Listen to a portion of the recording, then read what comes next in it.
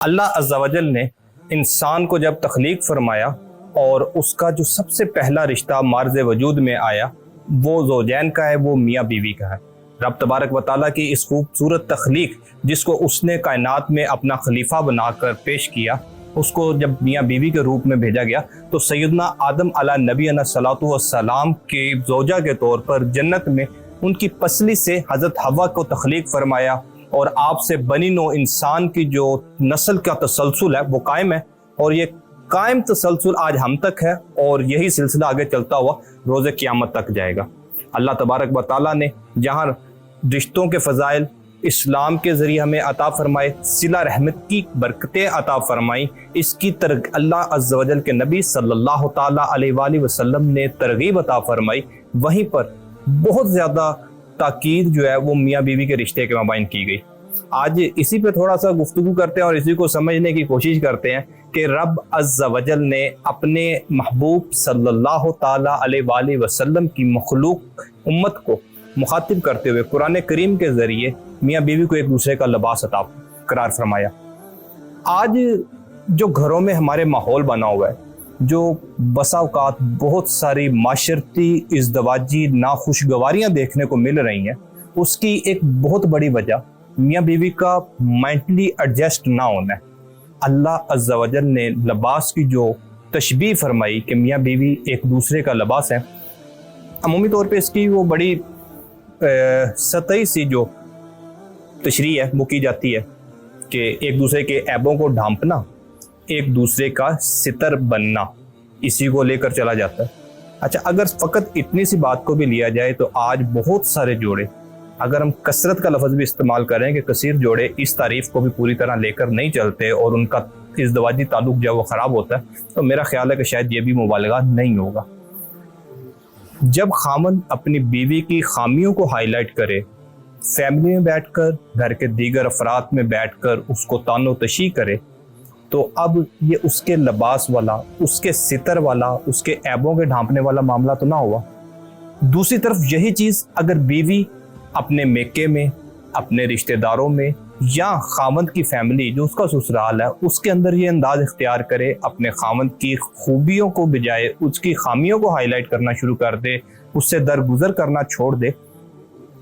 तो यकीनी तौर पर ये एक तकलीफ दे मामला होगा। अल्लाह तबारक व तआला ने जो इतना खूबसूरत रिश्ता बनाया है उसमें दरारें पैदा होनी शुरू हो जाएंगी। हम रब अज़्ज़ व जल की इस दी गई मिसाल को जब अपने मामलाते ज़िंदगी में लाकर देखते हैं तो ज़िंदगी में हमें ये चीज़ें नज़र आती हैं कि जब हम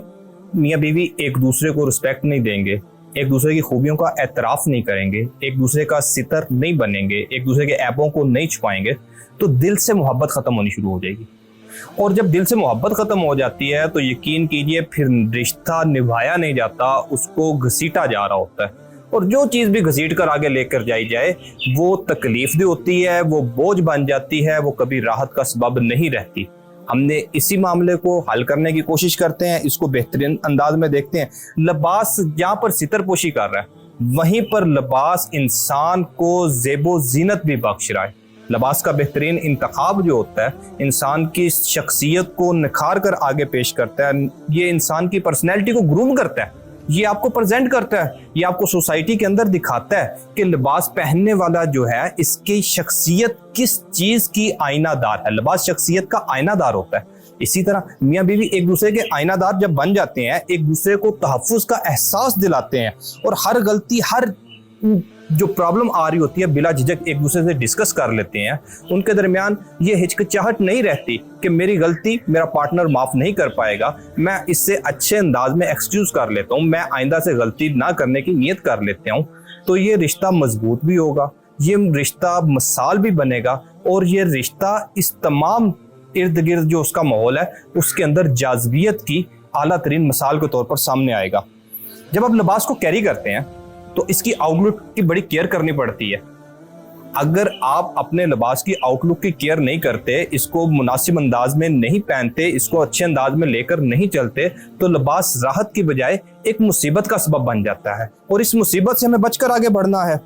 کمزوریوں کو چھپانا جب اپنے پارٹنر کو لے کر چلیں گے، اس کو محتاط انداز میں کیری کریں گے اپنے پارٹنر کو، تو یقینی طور پہ یہ شخصیت کو مضبوط کر دے گا۔ اور ایک سب سے اہم بات آپ کو میں بتاتا چلوں، لباس میں کوئی پرابلم ہو جائے، کہیں سے یہ ڈیمیج ہو جائے، اس کی فٹنگ میں تھوڑا سا مسئلہ آ جائے، تو اس میں ہماری جو ایفرٹ ہوتی ہے وہ اس کی کریکشن کی ہوتی ہے، اس کو بہتر کرنے کی ہوتی ہے، اس میں آنے والی مصیبت کو دور کرنے کی ہوتی ہے، نہ کہ ہم اس لباس کو اپنے آپ سے جدا کرتے ہیں۔ اور لباس جتنا زیادہ قیمتی ہوتا ہے اس کی کیئر بھی اتنی زیادہ ہوتی ہے، اس پہ درگزر بھی اتنا زیادہ ہوتا ہے، اس کو محفوظ بھی اتنا زیادہ کیا جاتا ہے۔ جب یہ سرکل ہم اپنے لباس کے گرد بنا سکتے ہیں، اس کو محفوظ کر سکتے ہیں، اس کی حفاظت کر سکتے ہیں، تو یقینی طور پہ جس چیز کو، جس شخصیت کو، جس پارٹنر کو خالق عز و جل نے ہمارا لباس قرار دیا، اس کی حفاظت، اس پہ محنت، اس کی بہتری، وہ ہماری اولین ترجیح ہونی چاہیے۔ اچھا، ایک لباس کے ساتھ کچھ ایسے بھی ہوتے ہیں جن کے ساتھ ایک بڑی جذباتی وابستگی ہوتی ہے، وہ ہمارے دماغ میں موجود ہوتا ہے، وہ لباس دل میں اترا ہوتا ہے، بڑا پسندیدہ ہوتا ہے، کسی ایونٹ کی وجہ سے وہ لباس ہماری زندگی کا حصہ بنا ہوتا ہے۔ ہم اس کا، آپ نے دیکھا ہوگا کہ والدین نے بسا اوقات بچوں کے وہ کپڑے جو چھوٹے چھوٹے ہیں وہ استعمال میں بھی نہیں ہیں، وہ بھی رکھے ہوتے ہیں۔ آپ نے کوئی لباس کسی ایونٹ پر استعمال کیا اور اس کو رکھا، یار یہ بڑا یادگار تھا، یہ میں نے فلاں جگہ پہنا تھا، میں فلاں شخصیت سے ملاقات کے لیے گیا تھا، میں نے یہ لباس زیب تن کیا تھا، مجھے میں اس کے ساتھ بڑی ایک اٹیچمنٹ ہو گئی ہے، میں اس کو ساتھ لے کر چلتا ہوں۔ تو یہ رشتہ، یہ تعلق، یہ جذباتی وابستگی جو ہے، یہ میاں بیوی کے رشتے کے درمیان ہونا بڑا ضروری ہے۔ ان کے درمیان پازیٹیو وائبز جو ہیں وہ ڈیولپ کرنا انتہائی اہم اور ضروری ہوتی ہیں، کیونکہ جب یہ پازیٹیو وائب جتنی ڈیولپ ہوتی جائیں گی، یہ رشتہ اتنا مضبوط ہوتا جائے گا، اور میاں بیوی کا رشتہ مضبوط ہونا خاندان کی مضبوطی کی علامت ہے، آنے والی نسل کی بہتری کی علامت ہے، یہ معاشرے کا بہترین، مضبوط، اہم ترین پلر ہے جو مضبوطی کے ساتھ اپنی جگہ پہ کھڑا ہوگا، اور جس کے اوپر ایک اسلامی معاشرہ پورے توازن کے ساتھ، پوری حکمت کے ساتھ، پوری طاقت کے ساتھ قائم ہو جائے گا۔ آپ کسی فنکشن میں جاتے ہیں اور لباس کہیں سے داغدار ہو گیا، کھانا کھاتے ہوئے اس پہ کچھ گر گیا،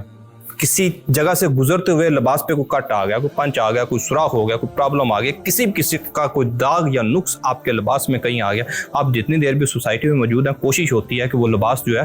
وہ جو اس میں عیب آیا، اس میں جو فالٹ آیا، اس کو چھپایا جائے،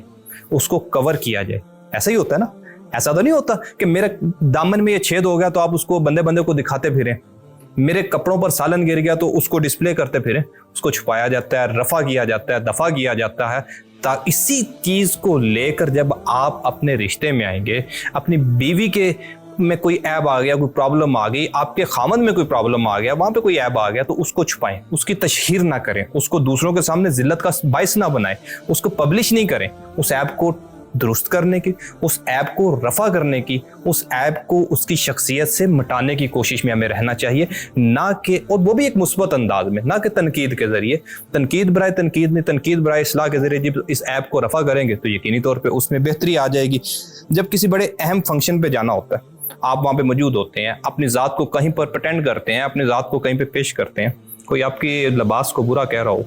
وہ کیا پہننا ہوا ہے، کیسا پہننا ہوا ہے، کھلا سلا ہوا ہے، تنگ سلا ہوا ہے، موقع کی مناسبت سے نہیں ہے، فلاں فلاں،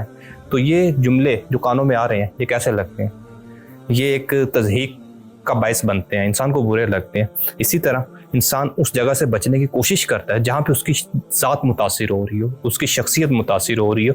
انہی جملوں کو آپ نے اپنے پارٹنر پر رکھ کے دیکھیے کہ جس کو رب عز و جل آپ کا لباس قرار دے رہا ہے، اگر کہیں پر اس کی برائی ہو رہی ہے تو اس کو روکا جائے، اس کو دور کیا جائے، اس کی شخصیت سے، ایسی محفل سے اجتناب کیا جائے جو دلوں میں کدورت کا باعث بنے۔ آج کل تو ویسے بھی ایک وہ ٹرینڈ چل رہا ہے، ٹویننگ بولتے ہیں اس کو، ایک جیسے کپڑے پہننا، میاں بیوی ایک جیسے لباس پہن رہے ہوتے ہیں، ان کے ڈیزائننگ میں مطلب شرعی طور پہ اس چیز کا احتیاط رکھتے ہوئے کہ مطلب عورت کا لباس مرد کی مشابت والا نہ ہو، مرد کا لباس جو ہے وہ عورت کی مشابت والا نہ ہو، تو ایک جیسے رنگ جو شریعت نے منع نہیں کیا، تو وہ ٹویننگ میں ایک اظہار محبت کے لیے بھی اچھا لگتا ہے، اور آپ کی پارٹنرشپ کو ظاہر کرنے کے لیے بھی ایک خوبصورت چیز ہوتی ہے۔ اچھا، ٹرینڈ کو دیکھتے ہیں ہم لوگ، معاشرے میں بہت سارے لوگ ہیں جو گوگل کر رہے ہوتے ہیں کون سی ٹویننگ ٹرینڈنگ میں ہے، کون سا ڈیزائن ٹرینڈنگ میں ہے، وہ ڈیزائن تلاش کیے جاتے ہیں، وہ رنگ تلاش کیے جاتے ہیں، اور رائج جو چیزیں ہیں ان کے لیے پوری جستجو کی جاتی ہے، پھر وہ ڈیزائن سلیکٹ کر کے درزی کے پاس کپڑا چوز کرنے کے لیے، سلائی کے لیے، پوری ایک مغز ماری اور کھپ کھپائی کا ایک پروسیس ہے جو ہم فالو کرتے جا رہے ہیں، اور معاشرہ بھی اس پہ جا رہا ہے۔ اچھا، اچھی نیتوں کے ساتھ مثبت انداز میں شریعت کے دائرے کے اندر رہ کے ان چیزوں کو اڈاپٹ کرنا کوئی بری بات نہیں ہے، لیکن یہی چیز، یہی کیئرنگ، یہی احتیاط، یہی ریسرچ کیا ہم اپنے رشتوں کو مضبوط کرنے کے لیے بھی کرتے ہیں؟ آج تو بڑا آسان دور ہے، جگہ جگہ کونسلنگ موجود ہے، انٹرنیٹ کے اوپر بہت سارے ایسے لیکچرز موجود ہیں، قرآن و سنت کی تعلیمات تک رسائی بڑی آسان ہے۔ ہمارے آقا صلی اللہ تعالیٰ علیہ وآلہ وسلم کا اپنے ازواج کے ساتھ معاملات کیسے تھے، صحابہ کرام علیہم رضوان اپنے ازدواجی حیثیت کو کس طرح لے کر چل رہے تھے، نبی علیہ الصلوۃ والسلام کا اپنے ازواج کے ساتھ مذاق کرنا، اب عائشہ صدیقہ رضی اللہ تعالیٰ عنہا کے ساتھ آقا صلی اللہ علیہ وسلم کا دوڑ لگانا، اور خدیجہ رضی اللہ تعالیٰ عنہا نے جیسے آقا صلی اللہ علیہ وسلم کی دلجوئی فرمائی تو نبی علیہ الصلوۃ والسلام سے ان کا وہ شدید محبت کا اظہار کرنا، اور ایک تقسیم کے ساتھ، ایک برابری کے ساتھ ان تمام معاملات کو نبی علیہ السلام لے کر چلے، صحابہ کرام علیہم رضوان لے کر چلے۔ ہمارے اسلاف کا اپنے گھروں کے میں، اپنی فیملیوں میں، اپنے بیوی بچوں کے ساتھ معاملات کیسے تھے، ہمارے لیے مشل راہ ہیں۔ موجودہ سیٹ اپ میں آتے ہیں، کرنٹ افیئرز جو ڈیولپ ہو رہے ہوتے ہیں ان کے اوپر بہت سارے موٹیویشنل سپیکرز بات کر رہے ہوتے ہیں، بہت سارے لوگ ہمیں یہ رہنمائی دینے کے لیے موجود ہیں، بہت ساری کتابیں، بہت سارے لیکچرز موجود ہیں کہ ہم اپنے اس رشتے کو بہتر کریں۔ تو ہمیں ضرور بضرور اس پہ کوشش کرنی چاہیے کہ اللہ تبارک و تعالیٰ نے جو اتنا پیارا انعام ہمیں عطا فرمایا ہے، رب عز و جل نے جس کو ہماری زوجیت میں عطا کیا ہے، جس کو زندگی میں ہمارا پارٹنر بنایا ہے، اللہ کرے ہم اتنا مثبت، خوبصورت اور اچھا طرز زندگی اختیار کرنے میں کامیاب ہو جائیں کہ رب عز و جل کی اس عارضی دنیا میں جو سانسیں لے رہے ہیں، جنت میں بھی وہ ہمارے تاحیات ساتھی بن جائیں، ہم زندگی کو بہترین انداز میں کرنے والے بن جائیں، ہم مضبوط معاشرے والے بن جائیں، ہم بہترین مسلمان بن جائیں، ہم یہ سمجھ لیں کہ شریعت نے ہمیں کیا تعلیمات دی ہیں کہ شوہر کو کیسا ہونا چاہیے، ہمارے دماغ میں، ہمارے دل میں یہ چیز سرایت کر جائے کہ بیوی کو اپنے خاوند کے لیے کیسا ہونا چاہیے، ہمارے عقائد اس بات پہ بالکل راسخ اور صحیح ہو جائیں کہ مجھے اپنے گھر کو، مجھے اپنی فیملی کو، مجھے اپنے پارٹنر کو، مجھے اپنے اس معاشرے کو بہتر کرنے کے لیے، اس کو آگے لے جانے کے لیے، اس کو معمولات زندگی میں بہترین کرنے کے لیے اپنا بھرپور کردار ادا کرنا ہے۔ اس کردار ادا کرنے کے لیے اللہ عز و جل کے پاک کلام سے رہنمائی حاصل کرنی ہے، نبی رحمت صلی اللہ تعالیٰ علیہ وآلہ وسلم کی سیرت طیبہ کا مطالعہ کرنا ہے، اور ان چیزوں کو لے کر معاشرے کے اندر ایک اچھا، منظم، بہترین مسلمان ہونے کا عملی ثبوت دینا ہے۔ اللہ عز و جل ہمارے دلوں میں اپنے زوجین کے لیے، اپنی رضا کے لیے اپنی محبت عطا کر دے۔ آمین بجاہ النبی الامین صلی اللہ علیہ وآلہ وسلم۔